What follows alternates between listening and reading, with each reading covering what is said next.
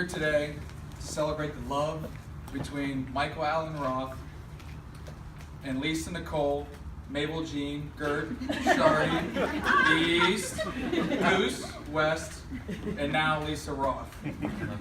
This is a celebration of love, of friendship, of family, and of two people who made a commitment to love, honor, and cherish one another. I feel very blessed and honored that I get to stand up here with two of my best friends as they reaffirm their love for one another. I'm sure everyone already knows, but a little over a year ago, on November 22nd, 2015, Lisa and Mike confirmed their love by saying "I do." It was very intimate with just the two of them in the comfort of their home with the justice of the peace. Now, I think most of you know me, but if you don't, my name is Hal Reeder. Lisa and Mike give me credit for being Cupid in their love story. Lisa and I grew up together in Bel Air, Maryland. We went to middle school and high school together. Growing up, Lisa was friends with everybody. She was very outgoing and adventurous. Anytime someone wanted to do something or go somewhere, she was always up for the ride. If I had to describe Lisa in one word, it would be spontaneous. Now, Mike and I, we've been friends since freshman year of college at WPI in Worcester, Mass. Mike and I never lived together, but we were constantly together and hanging out at each other's places. Ever since I've known Mike, he's been known to evaluate situations before acting. He's always thinking and calculating in his head what the outcome will be. I guess that's why he's a great engineer. During college, a lot of my high school friends visited me at WPI, including Lisa. Oddly enough, Mike and Lisa never crossed paths. It wasn't until the weekend of June 14th, 2014, 3 years after we graduated, that Lisa and Mike met at a Tough Mudder race in Virginia that Lisa organized. I convinced all my college buddies to visit me in Maryland and run in this race. After the race, we all went down to the local bar. There was the usual flirting and dancing that is pretty common with our friends when a large amount of alcohol is consumed. But I don't think Lisa and Mike thought anything of it during that weekend. You might say it was fate, but it took Lisa to accidentally butt dial Mike a week later for them to start talking. Now, some people might say Lisa and Mike's relationship has developed quickly, but that's what's so great about love. Love doesn't know space nor time. Love is genuine, honest, and open. It's compassionate and kind. In the modified words of Paul in his letter to the Corinthians, love bears all things, believes all things, hopes all things, and endures all things. Love never dies. There's a scene in the Star Wars movie, Episode 2, where Anakin Skywalker and Padme are about to go into battle. But before they do, Padme confesses her love to Anakin Skywalker. This might be the last chance she gets.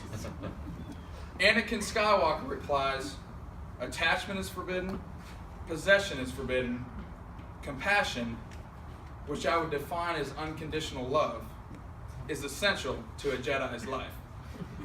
So you might say that we are encouraged to love. Now, Lisa's sister Laura has prepared 3 readings this evening. If she could come up and present the first reading. By Edward Monkton.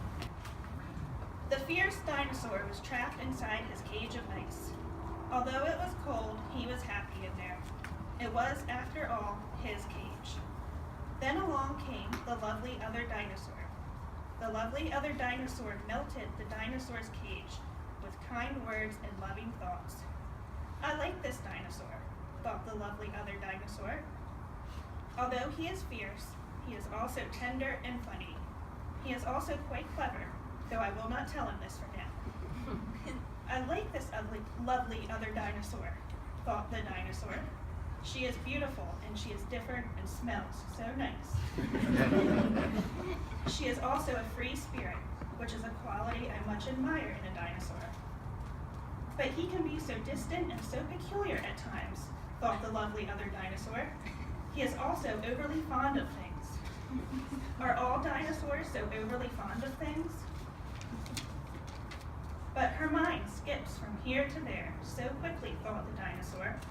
She is also uncommonly keen on shopping. Are all lovely other dinosaurs so uncommonly keen on shopping? I will forgive his peculiarity and his concern for things, thought the lovely other dinosaur, for they are part of what makes him a richly charactered individual. I will forgive her skipping mind and her fondness for shopping, thought the dinosaur, for she fills our life with beautiful thoughts and wonderful surprises. Besides, I am not unkeen on shopping either. Now, the dinosaur and the lovely other dinosaur are old. Look at them. Together they stand on the hill, telling each other stories and feeling the warmth of the sun on their backs. And that, my friends, is how it is with love. Let us all be dinosaurs and lovely other dinosaurs together. For the sun is warm and the world is a beautiful place. Still trying to figure out which one's the lovely dinosaur and the fierce dinosaur.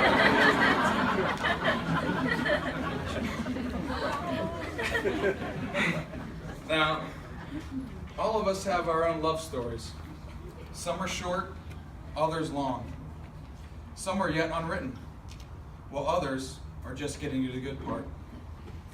But love comes in many different forms, all of which I think are represented here today.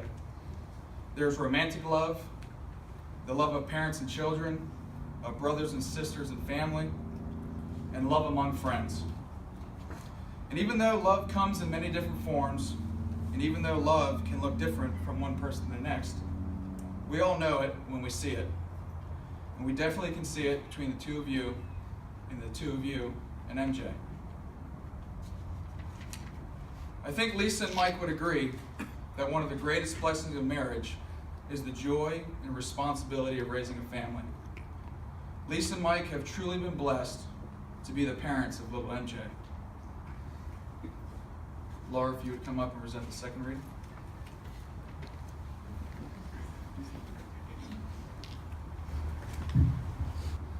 This stage of life is beautiful, like really, really beautiful.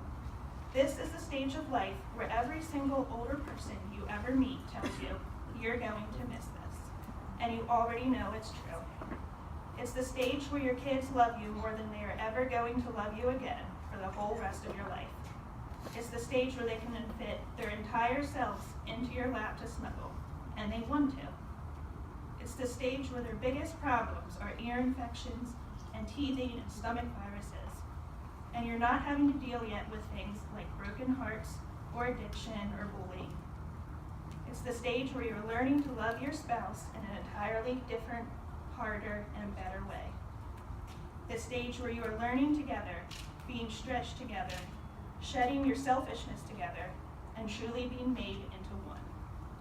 It's the stage where you get to see Christmas, Halloween, and 4th of July through your kids' eyes. And it's so much more fun and magical than it would be just through your own eyes.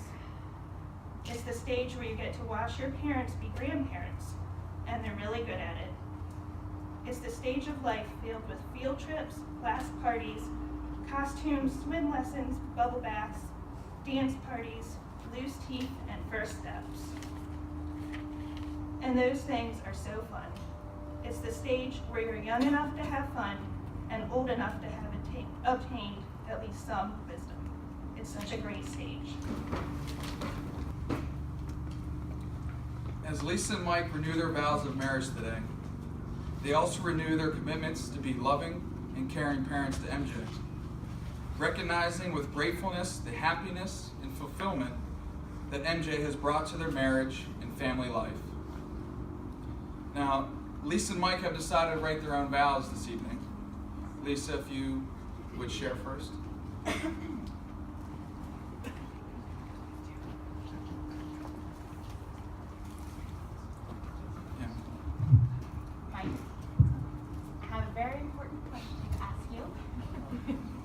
How many walkers have you killed? Just kidding. A year ago I married you, and it's been the best year of my life.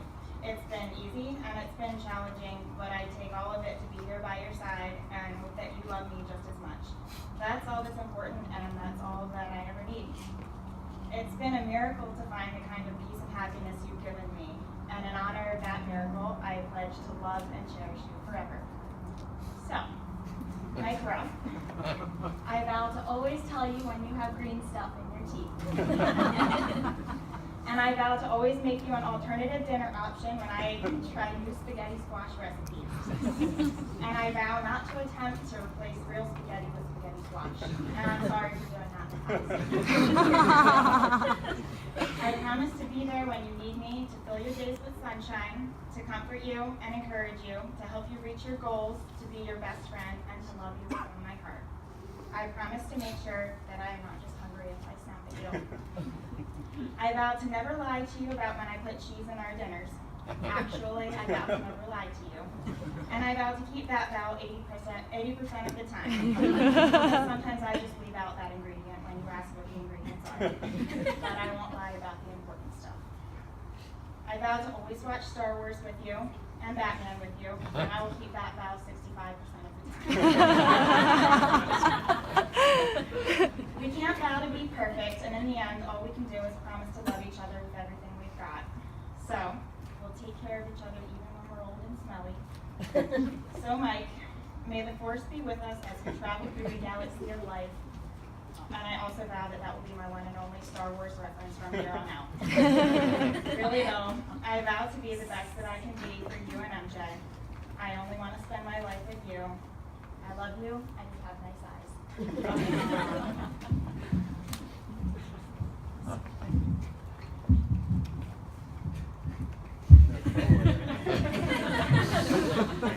Get out of the way. I will say, the first bit of advice Lisa's mom ever gave me was to make sure she's always well fed, because she gets really angry. So that's a good one.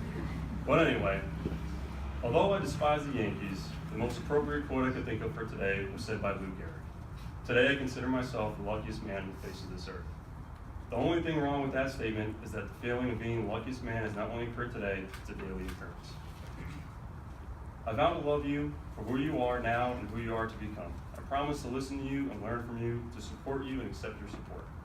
I will celebrate your triumphs as if they were my own. I vow to love you and have faith in your love for me through all our years and all that life may bring us. I promise to always laugh with you and to never go to bed angry. I promise to comfort you in times of sorrow, even if that includes Ravens or Orioles losses, as hard as that might be for myself. As Hal had mentioned, we met at a Tough Mudder obstacle course in Doswell, Virginia.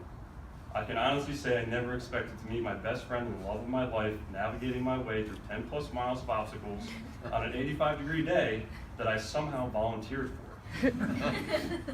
So yes, I have Hal to thank for finally inviting me to Maryland after 7 years of friendship, which gave me the opportunity to meet you. But I would run a million more obstacle course races if it meant I could relive meeting you. But you can bet I would make Hal run every one of them. So Lisa, I vow to lift you over every obstacle that comes our way and be there to catch you on the other side.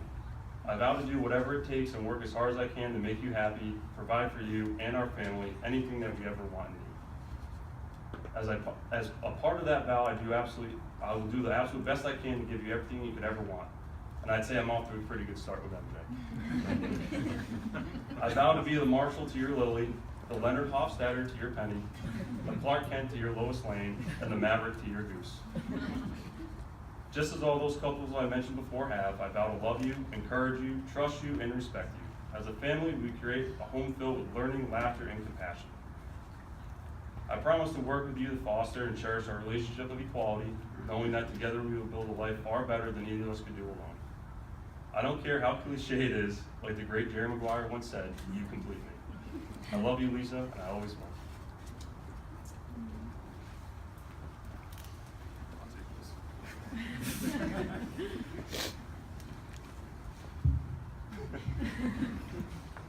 Lisa and Mike, on your wedding day, you exchange rings as a symbol of the never-ending circle that symbolizes the eternal quality of God, unending strength, and unending love. May you always wear your rings as a reminder of your wedding vows to each other and your commitment to continue to live in unity, love, and happiness. If you guys would please join hands. Mike, will you continue to have Lisa as your wife and continue to love, honor, and cherish her in sickness and in health, for richer or poorer, for better, for worse, and forsaking all others, be faithful to her as long as you both shall live? I do. Lisa, will you continue to have Mike as your husband and continue to love, honor, and cherish him in sickness and in health, for richer or poorer, for better, for worse, and forsaking all others, be faithful to him as long as you both shall live? I do.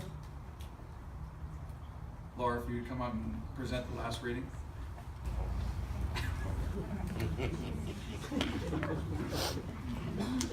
This one is from Winnie the Pooh. It's called Us Two. So wherever I am, there's always Pooh.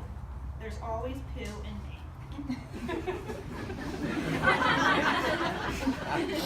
What would I do? I said to Pooh, if it wasn't for you.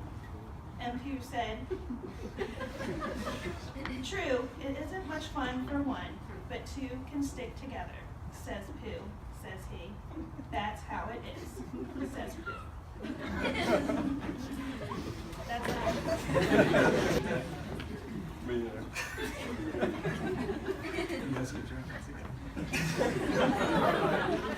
I love you.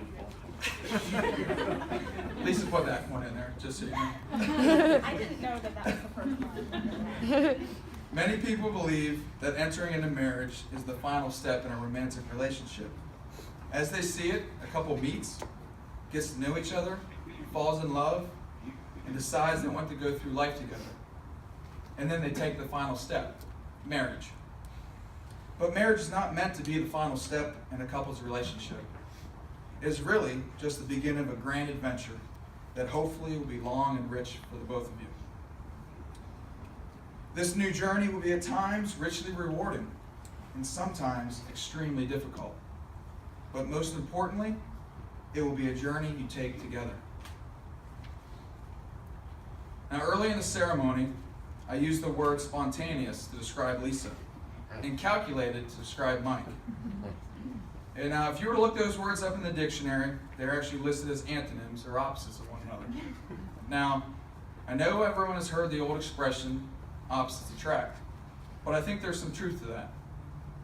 When two opposites function as a couple, they become a more well-rounded, functioning unit. Mike, your weaknesses are Lisa's strengths, and vice versa. Lisa, your weaknesses are Mike's strengths.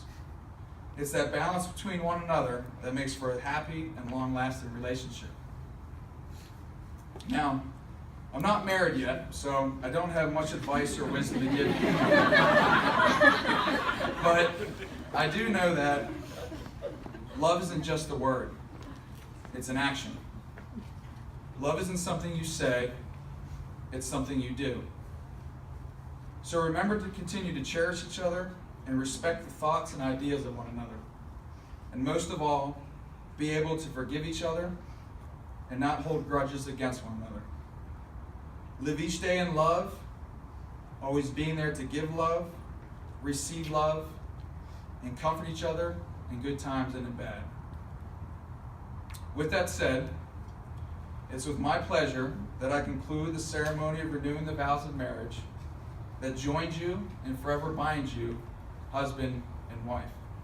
Mike, you may kiss your bride.